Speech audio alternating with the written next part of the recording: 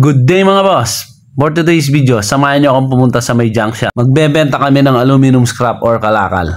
Dahil nabanggit ni Miss na wala nang laman yung bigasan namin, on the way na kami papuntang junk shop sa oras na yan.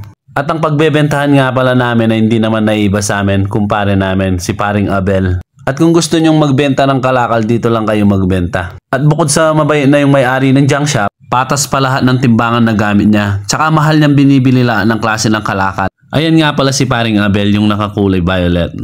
Biniro pa nga niya ako dyan. Ang sabi niya, pre, akala ko bigas yung nakadram. At ayun, tinatali na ni paring Abel. Nakasabay ko pang magbenta yung pinsan ko. At sa oras na yan, finally malalaman natin kung ilang kilo yung binebenta naming scrap. At ang total na kilo ng scrap na dala namin ay 40.5. At binili sa akin ni paring Abel na per kilo ay 80 pesos. At ayan, babayaran na ni paring Abel. Ang total nga pala na pagbentahan namin sa aluminum scrap ay 3,240 mga boss. At bago matapos tong video na to, paki-comment na rin kung hanggang saan umabot tong video na to. At para may shoutout na rin kita, maraming salamat sa panonood. Thank you!